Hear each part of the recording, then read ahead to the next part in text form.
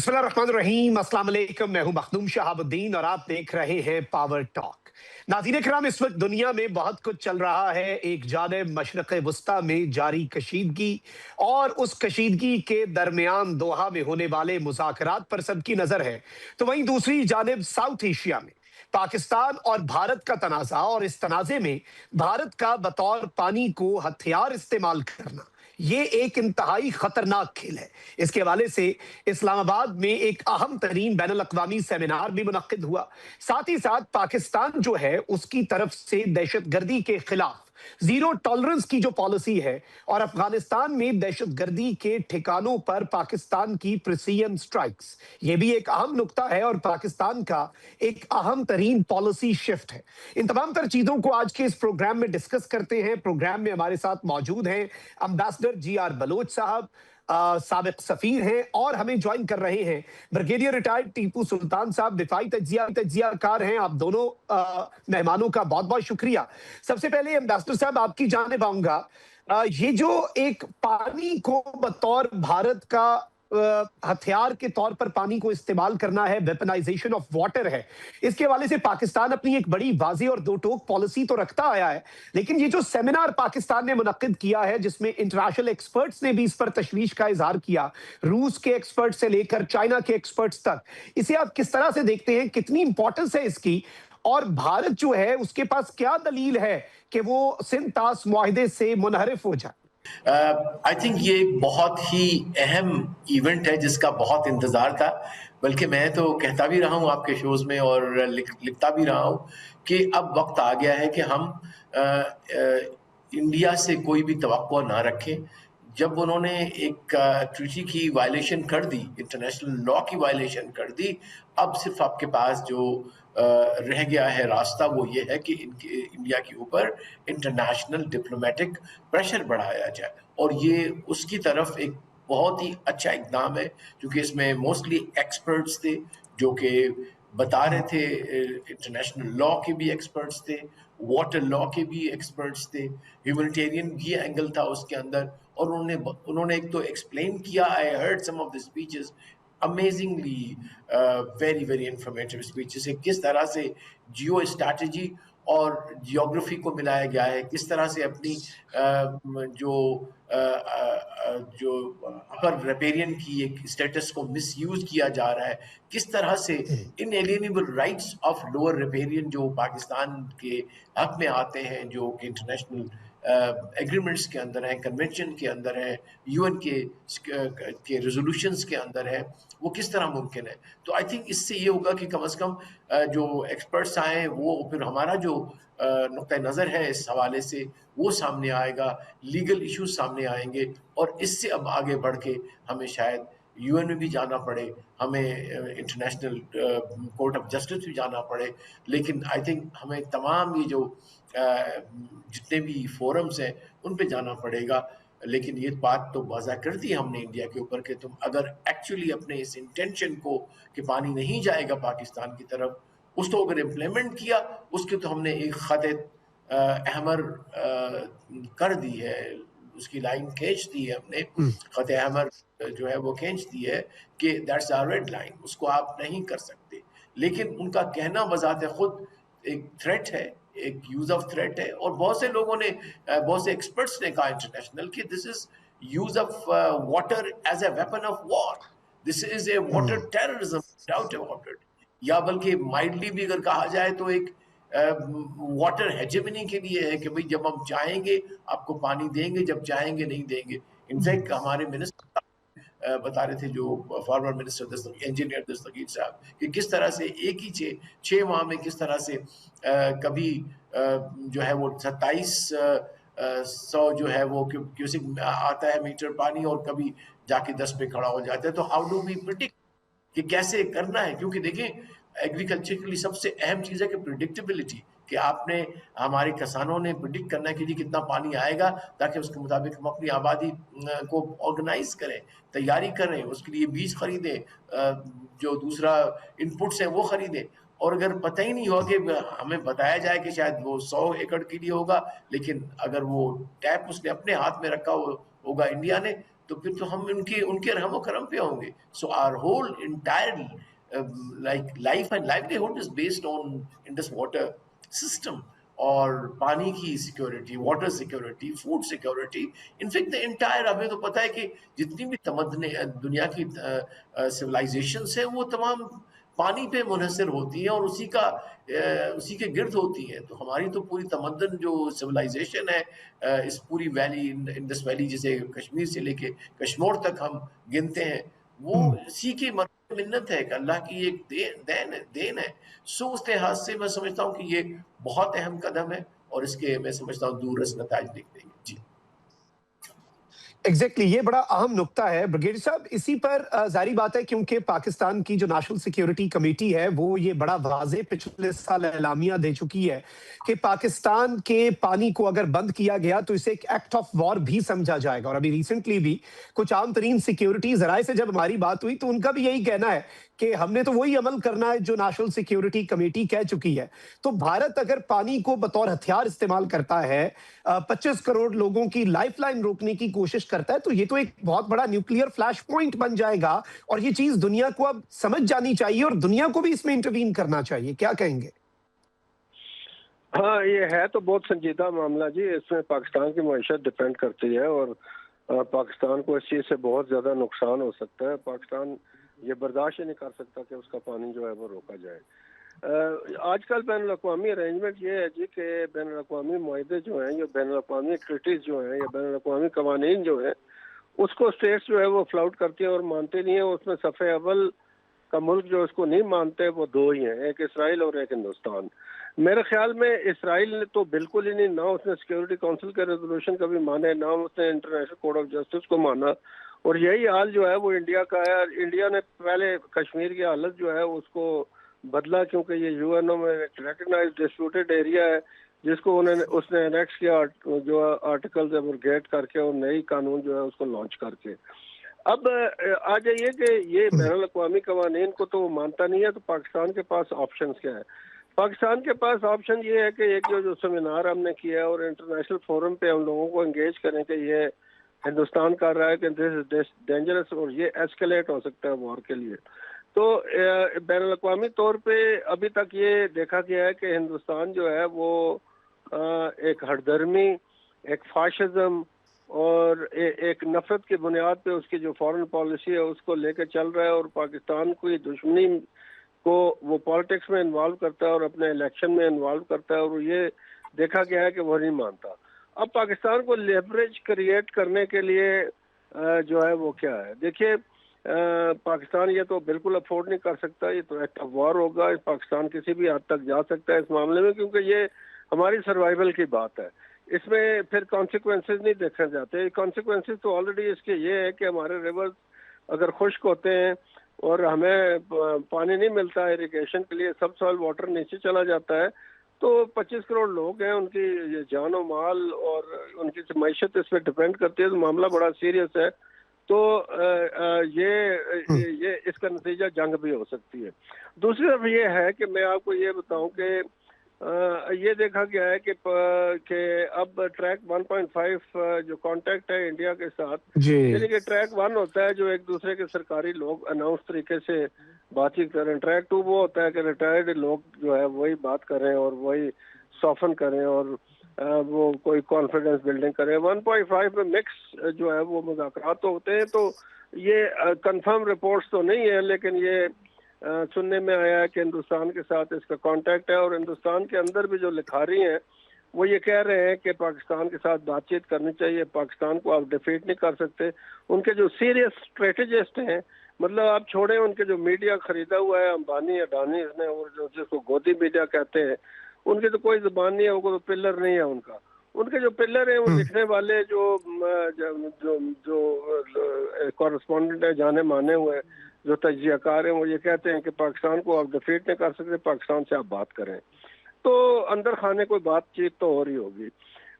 But الحاصل القیاس میں یہ آپ سے یہ ضرور کہوں گا کہ اس میں لیوریج کریٹ کرنے کے لیے پاکستان کو یہ دیکھنا پڑے گا کہ پاکستان ہندوستان کی یہ ہٹ درمی جو ہے یہ وہ کیسے روک سکتا ہے. ہندوستان کو آلریڈی دھچکا لگا ہے, جو انہوں نے سندور برپا کیا تھا وہ ان کے لیے جو ہے ایک ندامت ثابت ہوا. ان کے جہاز بھی گئے, ان کی ساکھ بھی گئی, ان کی پوزیشن بھی انٹرنیشنل فورم پہ گئی, اور ان کا جو بین الاقوامی اسٹیچر ہے اس کو بھی دھچکا لگا. تو پاکستان کو یہ ایڈوانٹیج تو ہے اس وقت کہ دنیا ہماری بات سن کر, خاص طور پہ مشرق وسطیٰ میں جو ہم نے جو جنگ ہے اس کو کول ڈاؤن کرنے میں ایک بہت اہم کردار پاکستان نے ادا کیا ہے. تو یہ اس کے جو ہے نا بینیفٹس تو ایکرو پاکستان کر سکتا ہے. لیکن میں یہ سب چیزیں سمیٹتے ہوئے آپ کو یہ کہوں گا کہ بین الاقوامی طور پہ آپ انگیج کیجئے بڑی پاورز کو. چھوٹے موٹے ملک جو ہے یہ ان سے فرق نہیں پڑنے والا. سیمینار کریں, ایک جو ہے انوائرمنٹس بنائیں, ایک پوزیشن بنائیں, اور اس کے بعد تینوں سپر طاقتیں جو ہے ان کو انگیج کر کے کہیں کہ جی یہ بڑا سیریس معاملہ ہے, اور اس کے اندر ہندوستان کے جو آپ کے ساتھ مرکنٹائل انٹرسٹ ہے وہ بھی جائیں گے, خطے کا امن بھی جائے گا, اور سب چیز جو ہے وہ گڑبڑ ہو جائے گی. دوسری طرف آپ لیوریج کریٹ کریں. دیکھیں ہندوستان کو ہم نے جو ان کی فضائی حدود بند کی ہوئی ہے اس کے اوپر ان کو خطرہ تھا. پاکستان جغرافیکلی ان کے ساتھ ان کی ایکسپینشن جو ہے ٹریڈ ساؤتھ ایشیا میں, سینٹرل ایشیا میں اور ویسٹ ایشیا کی طرف جو جانی ہے اس کے آگے دیوار بن کے کھڑا ہے. اور ایک یہ چیز, یہ 2-3 باتیں ہیں جو پاکستان پلے آف کر سکتا ہے. اور دوسرا یہ ہے کہ جی اس وقت پاکستان کو جو چیز چاہیے وہ چاہیے کہ جو ایک نئی پیراڈائم شفٹ ہے دنیا کے اندر, اس کے اندر اپنی پوزیشن کیسے اس نے بنانی ہے, کیسے اس نے کارو آؤٹ کرنی ہے. اور یہ پانی کا معاملہ جو ہے اس میں ابھر کے سامنے آنا چاہیے. ہمیں اپنے پوزیشن بناتے وقت یہ ضرور سمجھنا چاہیے کہ ہمیں جو خطرات ہیں ہندوستان سے, اس سے ہم نے کیسے نبرد آزما ہونا ہے بین الاقوامی برادری کے اندر رہتے ہوئے اور قوانین کے اندر رہتے ہوئے. پھر اپنی آپشن کیسے استعمال کرنی ہے کہ ہندوستان کو مجبور کیا جائے کہ اس قسم کے جو کرمنل ان کے ایکٹس ہیں, جو ان قسم کے یہ یونیلیٹرل جو سٹیپس ہیں بین الاقوامی قوانین کے خلاف, وہ بھارت کے حق میں نہیں ہے. تو مجھے ہندوستان سے اتنی زیادہ امید نہیں ہے. اس کی وجہ یہ ہے کہ جب تک یہ حکومت ہے مودی کی, فاشسٹ کی, امت شاہ ہے, اور یہ سارے لوگ جتنے ہیں یہ لوگ امن نہیں چاہتے, اور یہ اسی پہ کھیل کے الیکشن جیتتے ہیں. ابھی ہندوستان کے لوگوں کو یہ شنید ہو گئی ہے, لیکن جس ایک اور ڈگر پہ جو ہندوستان چل رہا ہے, اس نے بنگال کے اندر جو الیکشن ہے اس میں ڈس انفرنچائز کیا مسلمانوں کی آبادی کو, ان کو ووٹر لسٹ سے نکالا, ان کی آبادی ایک جگہ کانسنٹریٹ نہیں ہونے دے رہے, ان پہ ظلم و ستم کر رہے ہیں, اور یہ اس کو ایک ہندو فاشسٹ اسٹیٹ جو ہے بنا رہے ہیں. اور اس ایجنڈے میں یہ چیز جو پاکستان کا پانی بند کر کے لوگوں کو بتانا اور کہنا کہ تقریریں کر کے کربلا کی طرح کہ ایک بوند کو ترسو گے اور فلان ہوگا, یہ اپنی لیوریج اور اپنی جو پالیٹکس ہے اس کو فردر کر رہے ہیں. لیکن یہ پورے خطے کو آگ میں جلا دیں گے. یہ اتنے بے وقوف لوگ ہیں, یہ سمجھتے نہیں ہیں. اپنے 2 دن کے الیکشن کے لیے, ووٹوں کے لیے, یہ ساری انسانیت کو, یہ 2 بلین کے قریب لوگ ہیں جو سب کانٹیننٹ میں رہتے ہیں, اور ان ساروں کا جو فیوچر ہے وہ بالائے طاق رکھ کے ان کو خطرات سے جو ہے وہ دھکیل کے, تو یہ لوگ جو ہے اپنی نفرت کو جو ہے وہ سیٹسفیکشن جو ہے دے رہے ہیں. اور اسرائیل ان کا نیا استاد بنا ہوا ہے, اور ایک ٹیسٹ اپروول ہے between Israel and America against Pakistan. تو پاکستان کو دیکھنا چاہیے جی ہر صورت. بالکل جی, یہ بڑا ایک امپورٹنٹ نقطہ ہے بریگیڈیئر صاحب جو آپ نے ریز کیا. اچھا, گفتگو کے سلسلے کو یہیں سے آگے بڑھائیں گے. یہاں پہ وقت ہوا ایک بریک کا, ہمارے ساتھ رہیے.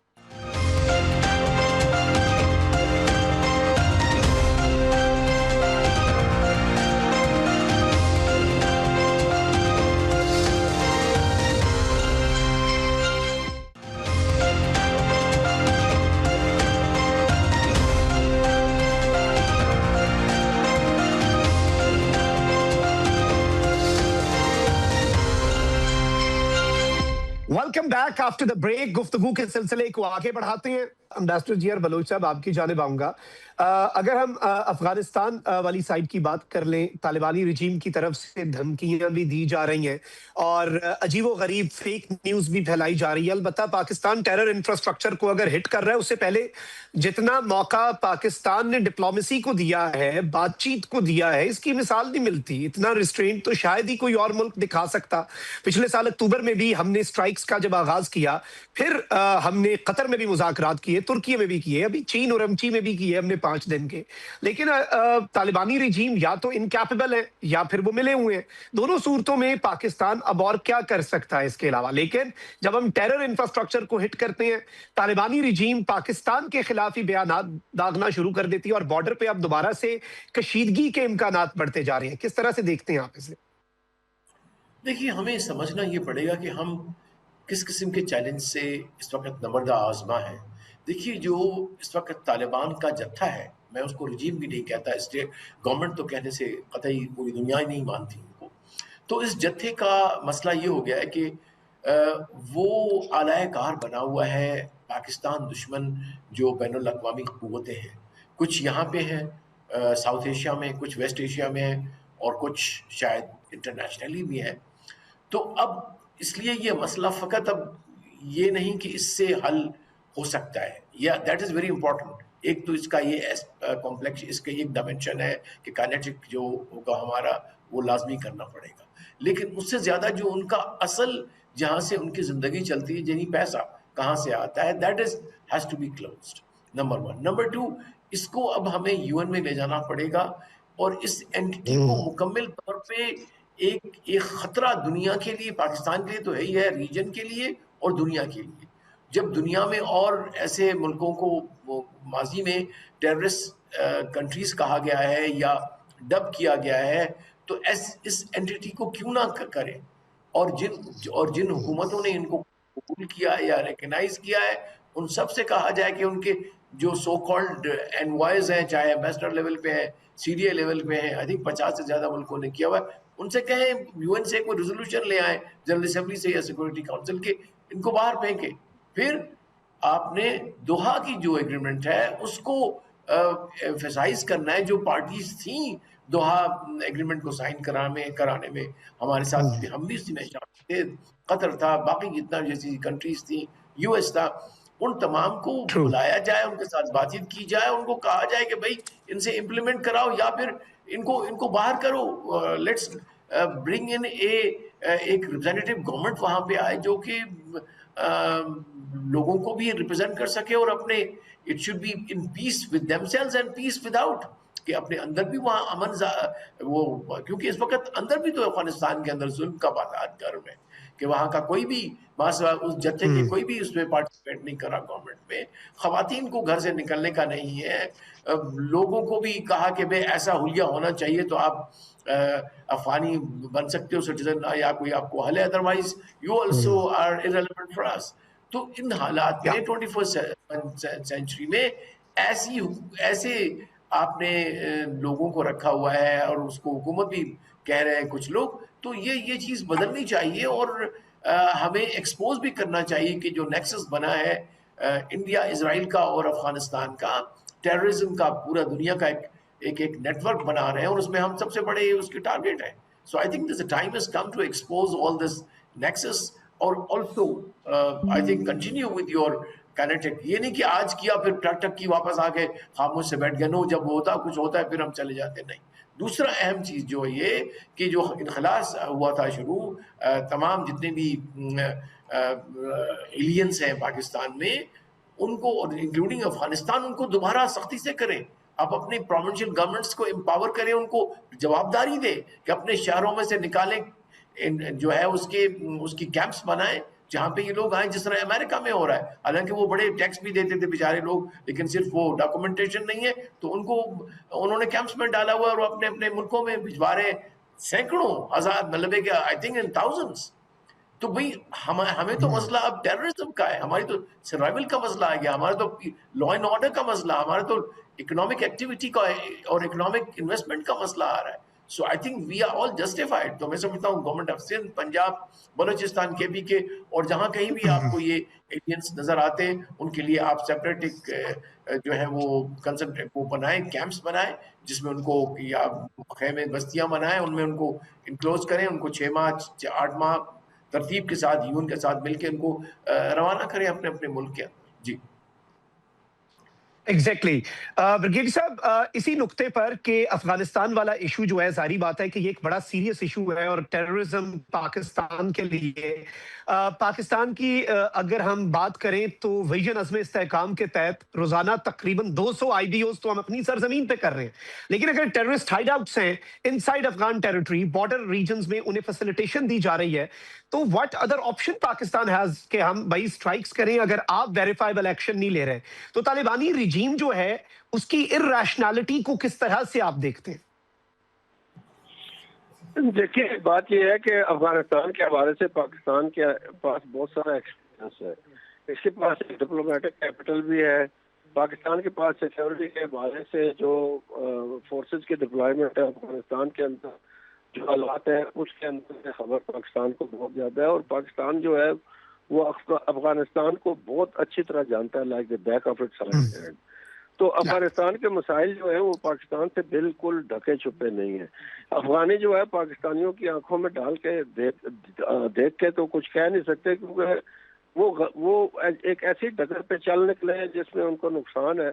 और वो पाकिस्तान की दुश्मनी में जो है वो अलायंस किए हुए हैं इजराइल से और हिंदुस्तान से, और वो कोई ऐसा चीज जो है वो छोड़ते नहीं है, लीव नो स्टोन अनटर्न्ड, तो पाकिस्तान को नुकसान पहुंचाए। ये पुराना एक चीज रवश चली आ रही है। पूरे पाकिस्तान पे सीआईए को, लियाकत अली खान को कत्ल करने के लिए कोई पाकिस्तानी नहीं मिला, वो एक अफगान ही उधर से लाए जिसने आके गोली चलाई है। और ये एक ऐसी मशीत ऐसी है, ये एक ऐसी चीज है कि उसके बाद चूंकि वहां से दहशतगर्दी कत्ल वारदारी इधर आई है और पाकिस्तान को इसको सबको फेस करना पड़ा, आलमी ताकतें उधर आ गई, पाकिस्तान को जो किरदार रहा है। तो अफगानिस्तान के अंदर पाकिस्तान की पॉलिसी जी बहुत क्लियर है। पाकिस्तान ने, जैसे एम्बेसडर साहब ने बिल्कुल दुरुस्त फरमाया कि पाकिस्तान ने कोशिश कर ली है, काइनेटिक एक्शन जो है जहाँ पे जरूरत है वो करना चाहिए। बहरहाल मैं ये समझता हूँ कि जो कोई भी कॉन्फ्लिक्ट जो होता है जी, उसमें एक टोटल वॉर, एक लिमिटेड वॉर में फर्क होता है।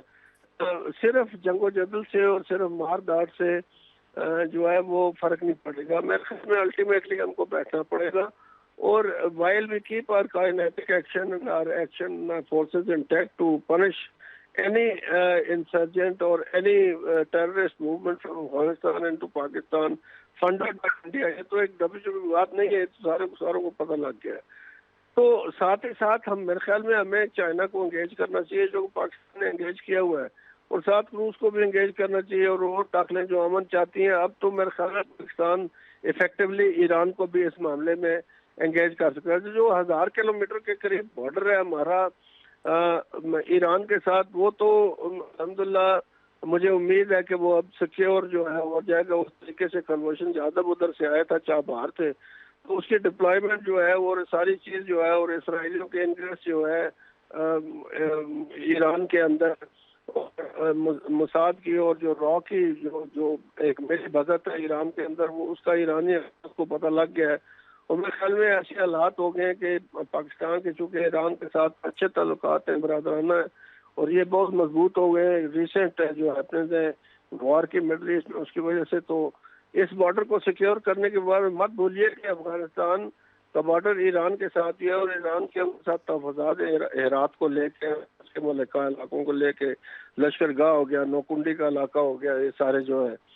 तो मेरे ख्याल में पाकिस्तान को एक डबल पेंसिल मूवमेंट करनी चाहिए। इसमें हम जो सिक्योरिटी फोर्सेस हमारे एक्शन कर रहे हैं वो तो कर ही रहे हैं, साथ ही साथ हमें ये बिल्कुल नाकाबिले कबूल होना चाहिए कि वहाँ पे जो फोर्सेस इनको ट्रेन कर रही है, उनको जो फंड कर रही हैं, उसके खिलाफ हमें बैन अवी तौर पे जाना चाहिए। और कोई बिल्कुल हमें कोई एफर्ट जो है वो उसमें लैक्सी नहीं दिखानी चाहिए कि हम हिंदुस्तान का रास्ता रोके और इसराइल का रास्ता रोके। जब भी उनकी कोई ड्रोन्स की या कोई वेपन ऐसे आते हैं जो पाकिस्तान के खिलाफ इस्तेमाल होते हैं, चाहे जितनी मर्जी डेप्थ में हो अफगानिस्तान के अंदर, हमें उसको एंगेज करना चाहिए, और we have the capability to do that. और हमें इसके ऊपर बिल्कुल जीरो टॉलरेंस दिखाना चाहिए, और मैं बिल्कुल इस पॉलिसी से इत्तेफाक करता हूँ। साथ ही साथ हमें बैनुल अक़वामी मुल्कों को जो ताकतवर मुल्क है उनको मिला के अफगानों से बात करनी चाहिए, उनके हक में नहीं है। अफगानिस्तान के अपने अंदर जो हालात हैं जी, उसको पाकिस्तान इतनी अच्छी तरह समझता है कि خوست کے جو لوگ ہیں حقانی ان کے، یا جو قندھاری طالبان ہیں کابل میں ہیں، یا سلانگ پاس کے دوسری طرف جو فارسی بان ہیں، تاجک ہیں، ازبک ہیں اور مزار شریف کے لوگ ہیں، یا جو ہے وہ اوپر تیرا کے لوگ، تیرا کہہ رہا ہوں، اوپر جو بدخشاں کے لوگ ہیں واخان کوریڈور میں، ان میں بڑا فرق ہے. تو پاکستان کو اس چیز پہ اوپر نظر رکھنی چاہیے. بہرحال افغانستان کے اندرونی حالات ایسے ہیں، ہمیں اس کو کنٹرول کرنے کی ضرورت نہیں ہے. وہ خود جو ہے اپنی کسی ڈگر پہ بیٹھ جائیں گے. اور میرے خیال میں کابل جو ہے اس کا کنٹرول جو ہے وہ اتنا زیادہ نہیں ہے. ہم ان کو کہتے رہے ہیں کہ بھئی یہ ٹی ٹی پی کو آپ نکالیں، وہ آپ کو یہ نہیں کہتے کہ یہ ٹی ٹی پی جو ہے ان سے تکڑی ہے اور ان کی بات نہیں مانتی، کیونکہ اس کے اندر جو ہے ہندوستان نے ریکروٹ کیے افغان بھی، ان کو ڈالروں میں تنخواہ دیتے ہیں، $500 ان کو دیتے ہیں. تو ٹی ٹی پی کے اندر زیادہ افغان ہیں آپ پاکستانیوں سے. تو ٹی ٹی پی پوری جو ہے وہ control by Pakistani from Waziristan, لیکن اس میں افغان ٹروپس بھی ہیں. تو جب یہ کمبائن کر جاتے ہیں آر ایس کے سے اور آئی ایس ایس سے، تو یہ کمبائن فورس ایسی آ جاتی ہے حقانیت کو ساتھ ملا کے کہ اس سے کابل جو ہے وہ ڈرتا ہے، وہ ان کو کنٹرول کر نہیں سکتا. اور جب ہم ان کو کہتے ہیں وہ ہمیں طرح طرح کی باتیں سناتے ہیں. ہمیں اس چیز کا پتہ ہے، فارن آفس کو اس چیز کا پتہ ہے، عیسائی والوں کو اس چیز کا پتہ ہے کہ کابل کا کس چیز کے اوپر کنٹرول ہے، کس چیز کے اوپر نہیں ہے. میرے خیال میں ان کو کانسٹنٹلی ہمیں سمجھانا چاہیے کہ دیکھیے بھائی، بات یہ ہے کہ یہ آپ کے حق میں نہیں ہے اور آپ پاکستان کو کبھی بھی سبڈیو نہیں کر سکو گے. یہاں پہ جو بھی آپ کے نفیریس ایمز ہیں وہ آپ حاصل نہیں کر سکتے، آپ اپنا نقصان کرو گے. ہمارا بھی نقصان ہوگا، اس میں شک نہیں ہے، لیکن ان کا زیادہ نقصان ہوگا کہ پاکستان تو ایک اسٹیبلش اسٹیٹ ہے، انسٹیٹیوشن جو ہے وہ اسٹیبلشڈ ہے. اور افغانستان کے اندر تو کوئی درس گاہ نہیں ہے، کوئی ان کے پڑھائی لکھائی نہیں ہے، یونیورسٹی نہیں ہے، لوگوں کو پڑھاتے نہیں ہے، عورتوں کو پڑھاتے نہیں ہے. تو وہ ایسے یہ کام چل نہیں سکتا، کیونکہ ٹرائبلزم جو ہے اور اسلام جو ہے، اس میں اسلام تو بڑا پروگریسو ملک یہ دین ہے جی، الحمدللہ رب العالمین. جو نبی کریم صلی اللہ علیہ وسلم کا آخری خطبہ تھا، جو نبی کریم صلی اللہ علیہ وسلم نے غزوات کے بعد جو درس دیا اور جو ایجوکیشن کے متعلق درس دیا اور جو خواتین کے متعلق احکامات جاری کیے، ان کو دیکھیں. جو قرآن شریف میں چیزیں لکھی ہیں ان کو دیکھیں، پھر افغانوں کو دیکھیں وہ کیا کر رہے ہیں. تو آپ کو یہ پتہ چلے گا کہ افغانستان نے اسلام کے اندر ٹرائبلزم کو مکس کر دیا.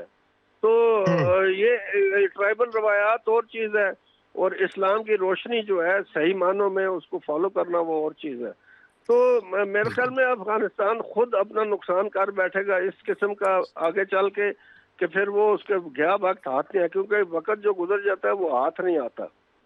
بالکل دولت آپ کی ختم ہو جائے وہ آپ پھر پیدا کر سکتے، لیکن وقت کو آپ واپس نہیں لا سکتے. تو ہم یہی کریں گے. ان کو افغانستان والے ہمارے بھائی ہیں، مسلمان ہیں، ہم چاہتے ہیں کہ ان کا بھلا ہو، ہم چاہتے ہیں کہ وہاں پہ جنگ و جدل ختم ہو. اتنے عرصے سے 50 سال سے لوگوں کی جانیں جا رہی ہیں، ملین آف لوگ جو ہے وہ مارے جا چکے ہیں. ہمیں اس چیز سے خوشی نہیں ہے، ہمیں خوشی اس چیز سے یہ کہ افغانستان پروگریسو ہو، دونوں ملکوں کو امن ہو، ٹریڈ چلے، ایک بھائی چارہ ہو، آنا جانا ہو. کیوں نہیں؟ مطلب یہ ہے کہ وہ ہمارے جیسے لوگ ہیں، وہ دونوں طرف ڈیورن لائن کے رشتہ داریاں ہیں آپس میں، لیکن وہ ایک ایسے راستے پہ چل پڑے ہیں جو بالکل تباہی کا راستہ ہے. اور پاکستان ان کو بہرحال کہہ چکا ہے کہ یار تم یہ کام نہ کرو تو اچھا ہے. اب مجھے یہ بتائیں آپ کہ کوئی بھی سین آدمی افغانستان کے اندر، کوئی بھی عقل مند آدمی یہ مانے گا کہ ایک ہندو مودی جیسا یا ایک یہودی نتن یاہو جیسا، وہ جو ان کو عزیز ہے، طل عبیب میں انسانیت کے یہ دونوں قاتل جمع ہوئے، مودی اور نتن یاہو، اور انہوں نے کہا کہ جو ہے افغانستان کے طالبان ہمارے بھائی ہیں، ہم ان کی مدد کریں گے. صرف اسی بیان سے یہ اسلامی حکومت جو اسلامک ایمریٹس اپنے آپ کو کابل والے کہتے ہیں، ان کو شرم سے ڈوب کے مر جانا چاہیے صرف اسی بات سے.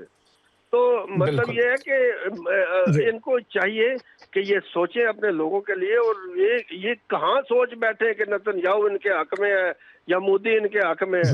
وہ خدا کے بندو، پاکستان آپ کے حق میں، آپ ہمارے بھائی ہو، ہم آپ کو کبھی دھوکہ نہیں دیں گے. نہ ہم نے دھوکہ، اتنے نامساعد حالات کے باوجود امریکہ ہمارے اوپر چڑھا ہوا تھا، ڈبل گیم کی دھمکیاں ہمیں دے رہا تھا، کیا نہ کیا وہ کر رہا تھا، پھر بھی ہم نے ان کو بچا کے رکھا، ان کو ساتھ ہم نے نہیں چھوڑا. اور ہم نے سوویت یونین کے سامنے ہم کھڑے ہوئے، ان کا ساتھ ہم نے نہیں چھوڑا. تو مطلب یہ ہے کہ یہ کتنی لمبی تاریخ ہے، اس کے اوپر بندہ گھنٹوں باتیں کر سکتا ہے. ہو سکتا ہے ان کو ہم بالکل سے کوئی شکایتیں ہوں کو ہم سے شکایت کرو یار، دور دشمنوں اپنے دشمنوں کے دور کر ساتھ دیں تم گے. جا کے نہ بیٹھو، افغانستان کی تباہی تو نہ کرو. تو پاکستان کو بالکل جو ہے نا جی، یہ تین سٹیپس پاکستان کے: ایک سیکورٹی فورسز کا ایکشن، ایک یہ زیرو ٹالرنس جو ہے جو وہاں پہ جو اسرائیل اور ہندوستان کر رہا ہے، اس کو بین الاقوامی برادری کو ملا کے اس کو روکنا، اور دوسرا جو ہے بین الاقوامی برادری کو ملا کے افغانوں کے ساتھ بات چیت کرنا اندر خانے کے، بھائی آئیں امن کریں. بالکل یہ بڑا اہم ترین نقطہ ہے جو آپ نے ریز کیا بریگیڈیئر صاحب. اس پر حکومت کو اور ریاست کو عمل کرنا چاہیے. بہت بہت شکریہ بریگیڈیئر ریٹائرڈ ٹیپو سلطان صاحب اور امبیسڈر جی آر بلوچ صاحب ہمارے ساتھ موجود تھے. ناظرین کرام، پاکستان نے جو افغانستان کے اندر سٹرائکس کی، حالیہ سٹرائکس جو کہ انتہائی پریسائز انٹیلیجنس بیسڈ پاکستان کی ایئر سٹرائکس تھیں، جن میں باضابطہ طور پر ٹیرر کے ہائیڈ آؤٹس کو پریسیژن کے ساتھ نشانہ بنایا گیا. اس سب میں ایک عجیب و غریب سی رپورٹ جو ہے، جو کہ حقائق کے منافی ہے بلکہ حقائق کو مسخ کرنے کے مترادف ہے، وہ جاری کی گئی یوناما کی طرف سے. یوناما کا اصل مینڈیٹ تو یہ ہے کہ اقوام متحدہ کی طرف سے جو افغانستان کے اندر معاملات ہو رہے ہیں ان کی یہ رپورٹنگ کرے.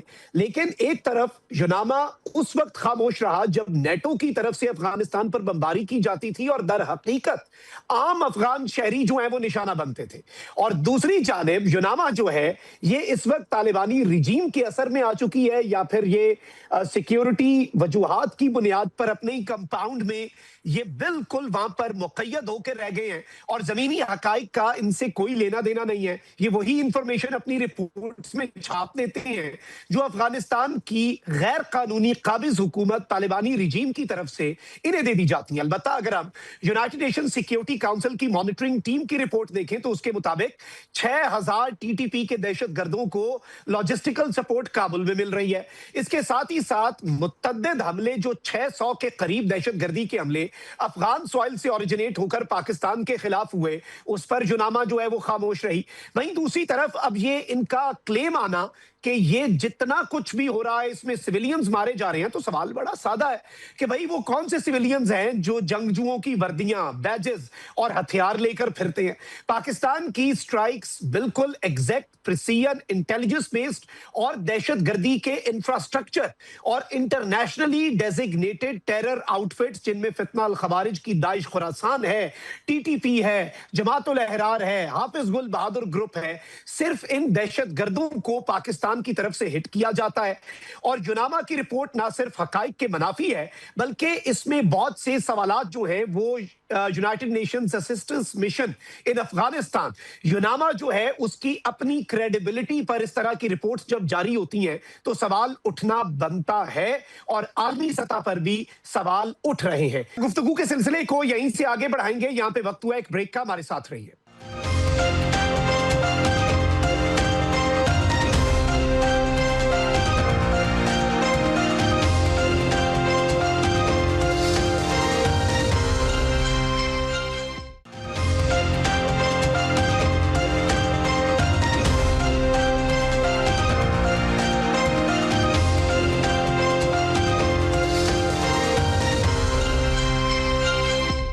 Welcome back after the break. ناظرین اکرام، اس وقت پاکستان کے سیاسی منظرنامے میں ہلچل ہے. پاکستان تحریک انصاف ایک جانب تو مفاہمت اور مزاحمت کے درمیان کہیں پھنس چکی ہے، تو وہیں دوسری جانب مہنگائی کا جن بھی بے قابو ہے.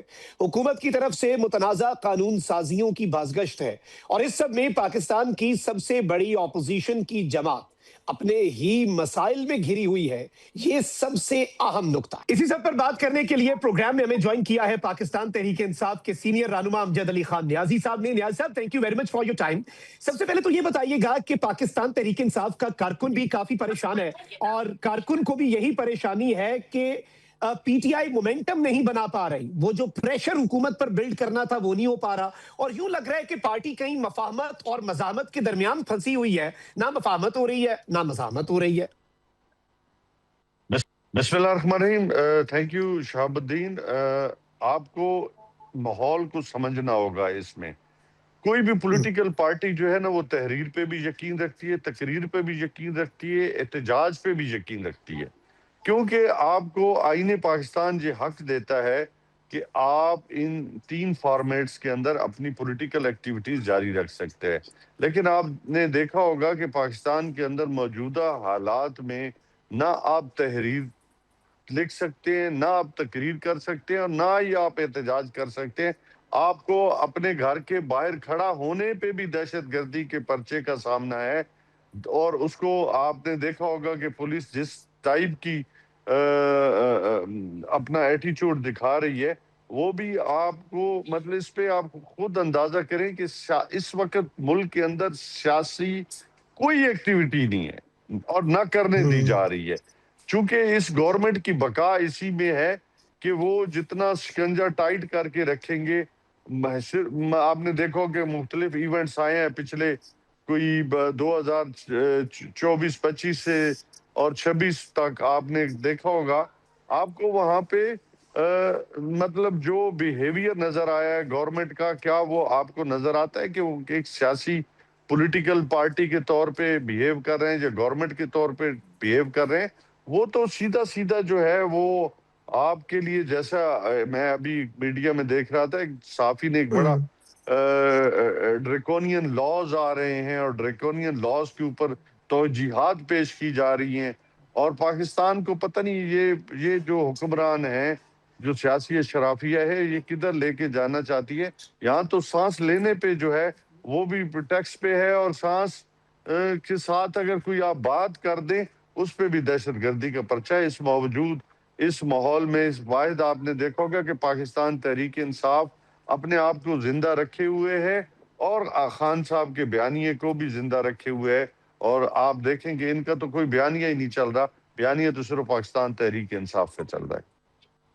بالکل، چلیں یہ تو ایک نقطہ ہے، لیکن اس کے ساتھ ہی ساتھ اب اگر پاکستان تحریک انصاف کے مطالبات کو ہم دیکھیں تو انیشلی یہ مطالبہ تھا کہ مینڈیٹ واپس لیں گے، پھر یہ مطالبہ آیا کہ خان کی رہائی، اب رسائی بھی ایک ایشو بن چکا ہے. آپ کو ویسے کیا لگتا ہے ایک پولیٹیکل ورکر، ایک سیاستدان کے طور پر، کہ پی ٹی آئی کی پالیسی کو اب کیا سمت لینی چاہیے؟ کیا ڈپلومیسی کو، بات چیت کو وقت دے دیا گیا ہے، حکومت کی طرف سے ریسیپروکیٹ نہیں ہو پا رہا اور اب سڑکوں پر آنا چاہیے، یا پھر بات چیت کو وقت دینا چاہیے؟ شہاب الدین دیکھیں، پاکستان تحریک انصاف کے بڑے صاف مطالبات ہیں. ہم جمہوریت کے لیے جدوجہد کر رہے ہیں، ہم رول آف لا کے لیے جدوجہد کر رہے ہیں، ہم سول سپریمیسی کے لیے جدوجہد کر رہے ہیں، ہم انڈیپینڈنٹ جوڈیشری کے لیے جدوجہد کر رہے ہیں، ہم انڈیپینڈنٹ الیکشن کمیشن کے لیے جدوجہد کر رہے ہیں. ہمارا بنیادی نقطہ یہ ہے.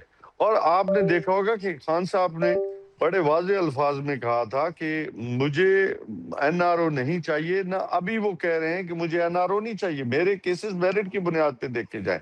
تو ہمارا ایجنڈا واضح ہے. بالکل ہم دیکھ رہے ہیں کہ اس ماحول میں جہاں پہ گورنمنٹ کہتی ہے کہ جی ہم مذاکرات کرنا چاہتے ہیں، لیکن میں اکثر ٹی وی چینلز پہ کہتا ہوں کہ وہ صرف اور صرف سیاسیہ بیان کرنے کی حد تک، یہ بیان نیشنل اسمبلی یا آؤٹ سائڈ نیشنل اسمبلی جو بیان دیتے ہیں، یہ صرف ان کی ایک پولیٹیکل موو کہہ سکتے ہیں جس میں سچائی نہیں ہے. آپ دیکھیں کہ اس پولیٹیکل انسٹیبلٹی کی وجہ سے سب سے زیادہ جو چیز سفر کر رہی ہے وہ آپ کی اکانومی ہے، آپ کی سیکیورٹی ہے، آپ کی بے روزگاری کے جو نتائج آپ کے سامنے ہیں. اور آپ نے دیکھا ہوگا کہ غربت کی لکیر کے نیچے تقریباً 14 کروڑ لوگ چلے گئے ہیں، بے روزگار ہو گئے ہیں 3.5 کروڑ لوگ. اور کسان آج بھی جو ہے وہ اپنی زمینیں بیچنے پہ، اور کل ملتان کے اندر آپ نے دیکھا ہوگا کہ ایک شخص نے اپنے بیٹے کا کفن وہ نہیں لے سکتا، اس نے اپنی چادر جو ہے وہ لی اور قبرستان پہنچ گیا. تو آپ خود اندازہ کریں کہ اس وقت پاکستان اور پاکستان کی عوام کتنی مشکل میں ہے. لیکن یہ صرف اور صرف جو ہے یہ سیاسی اشرافیہ اپنی ایک موج میں ہے، اور ان کی موج جو ہے وہ کب تک ظفر مطلب چلے گی. آج عام آدمی کی زندگی جو ہے اجیرن بن چکی ہے. اگر یہ کسی دن، کاش کہ یہ پولیٹیکل، جو خود میڈیا بھی کہہ رہا ہے کہ خود گورنمنٹ جو ہے وہ پولیٹیکل ایکٹیویٹی نہیں کر سکتی اگر وہ کسی جگہ بغیر سیکیورٹی کے، بغیر گارڈز کے اگر وہاں لوگوں میں جائیں تو وہاں ان کو دال چاول کا جو ہے ریٹ معلوم ہو جائے گا. آپ اس سے اندازہ کریں کہ اس وقت حالات کہاں پہنچ گئے ہیں، لوگوں کی تکلیفیں کتنی ہیں اور ان کی سیاسی جو ہے وہ اس وقت ریٹنگ کتنی ہے۔ بالکل، اور اس سب میں کل ایک طرف تو ہم نے یہ بھی دیکھا کہ جو سینئر وزیر ہیں پنجاب کی، انہوں نے فلور آف دی ہاؤس پہ کھڑے ہو کے یہ مریم اورنگزیب صاحبہ نے کہا کہ ہاں لیا جہاز تو ہاں لیا ہے، اور وہیں دوسری جانب عوام کا یہ حال ہے، جس طرح سے آپ نے واقعے کا ذکر کیا کہ ایک بزرگ اپنے بیٹے کے کفن کے لیے اس کے پاس پیسے نہیں ہیں، اور اس سب میں ایک طرف یہ ہم ڈفرنس دیکھتے ہیں، وہیں دوسری طرف یہ جو قانون سازیاں ہو رہی ہیں، پہلے وفاق میں جو آئی ٹی منسٹر صاحبہ ہیں انہوں نے ایک قانون پیش کر دیا، اور اس قانون کے متنازع ہونے کے حوالے سے ڈسکشن ہوئی، اب پنجاب میں جو ڈریکونین لا کی طرز پر ایک قانون سازی کی بات ہو رہی ہے، اور اب تو یہ خبر آئی ہے کہ اسے واپس کمیٹی بھیجا گیا ہے، اگست میں دوبارہ پاس کروا لیا جائے گا۔ یہ قانون اتنی تنقید کے بعد بھی واپس نہیں لے رہے، تو آپ کو لگتا ہے ویسے اس کا سیاسی استعمال ہوگا اور اس کا پہلا نشانہ پاکستان تحریک انصاف کی لیڈرشپ بنے گی اس قانون کا؟